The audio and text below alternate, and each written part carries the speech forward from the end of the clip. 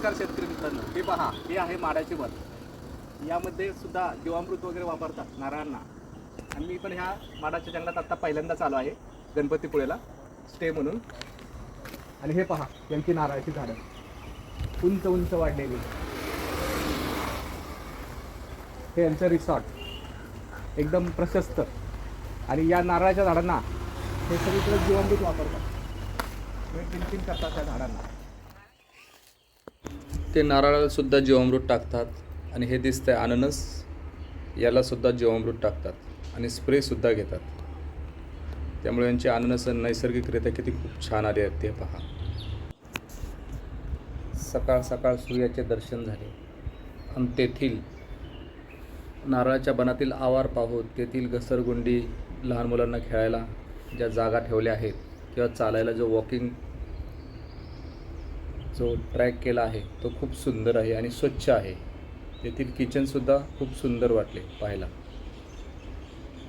तेथील आम्ही चौपाळ्याचा आनंद घेतला. उंच उंच ही नारळाची झाडं, तेथील AC रूम्स व त्यातील गरम पाण्याचा आस्वाद घेतला.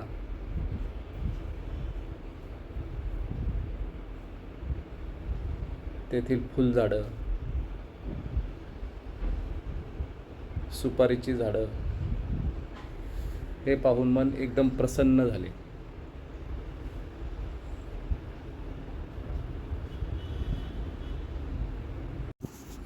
नारळाच्या बनातून नंतर आम्ही मालगुंड गायकवाडी बीच येथे निघालो.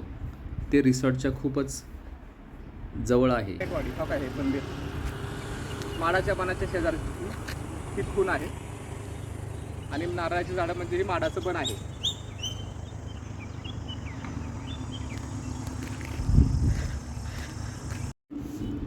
हेच ते मालगुंड गायकवाडी बीच रिसॉर्टच्या खूपच जवळ आहे, वॉकिंग डिस्टन्सवर. हे आहे मर्दाचं कडं, दिसतंय त्याचं फूल आहे. हे समुद्रकिनारी येतं पहा. हा वेल, हा सगळा वेल आहे मर्दाच्या कडाचा. अथांग मोठा सागर.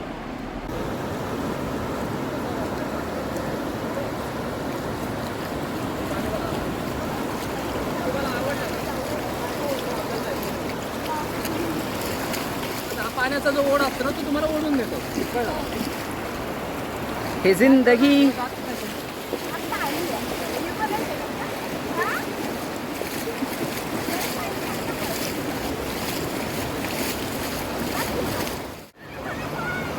मुलांचा आनंद पहा, आनंदी वातावरण झालं आहे. समुद्राच्या तिथे सगळी पद्धतीतून असते, त्यामुळे मन असं प्रसन्न होतं. आणि येथील बीच सुद्धा समुद्राचा आनंद घेत आहे. चांगला आहे, एकदम स्वच्छ आणि सुंदर. मालगुंडी बीच एकदम सुंदर आणि स्वच्छ आहे. मन प्रसन्न करणारा आहे. दूर दूरपर्यंत खूप स्वच्छता आणि क्राऊडसुद्धा कमी येते तिथे.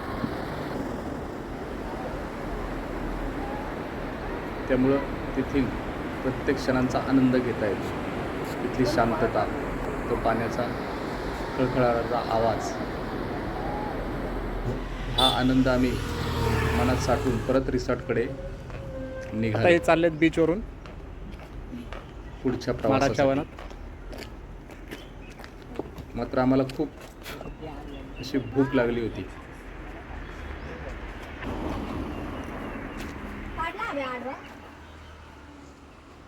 हे माडाचं बन.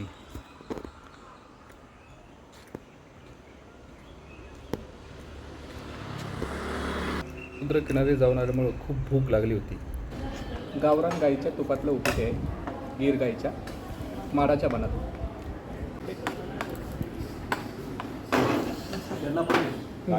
हा यस हां. हेच ते संजय दादा पारकर, ज्यांनी हे माडाचे बन उभे केले आहे जीवामृतचा वापर करून नैसर्गिकरित्या. संजय दादांच्या ज्या आंब्याच्या बागा आहेत ते पाहण्यासाठी जाण्याचा आम्ही एक चर्चा केली आणि एक वेळ ठरवली. तेथील उपीटाचा आनंद, गीर गाईच्या तुपातला, तेथील पोहे, गीर गाईच्या दुधाची कॉफी पिऊन मन असे प्रसन्न झाले.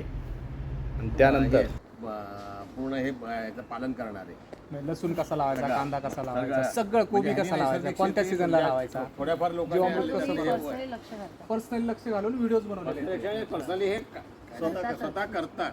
म्हणजे प्रॅक्टिकली नॉलेज मी सांगू शकतो की ह्याला किती वेळ लागणार, हे किती दिवसात येणार, हे सगळं पाठ झालं. आंबा कधी पाडायला लागणार, म्हणजे स्वतःच करायचं, वर्कर लावून नाही. सगळं स्वतः पार म्हणजे हे वाढण्यापासून ना म्हणजे म्हणूनच. अच्छा, तू बघितल्यावरच कळन तुला की हे कसं होतं. हॉबी करत करत ते आता हे झालं त्याचं थोडक्यात प्रोफेशन. म्हणजे आपण जिमला कसं 2 तास जातात, तसं हा शेतात 2 तास जातो त्याला. शेत सऱ्या वाढणे हे सगळं म्हणजे हे त्यात दिसलं ना पण माझ्या timing इथं ठरवलंय. पण झाड लागेल. सकाळी तू 1 स्क्वेअर 7 फूट मोकळा वाजता ठेव. हा ते मी तुम्हाला म्हटलं ना, कारण ते त्यांनी सांगितलेलं होतं की 2 झाडांमध्ये काय काय लावायचं काय काय लावायचं. माझ्या इथं ते त्यांनी व्हॅनिला आहे, सांगितलेलं मिरी आहे, होतं. सगळे हे ॲपल आहे. अरे हा हे ॲपल नाही.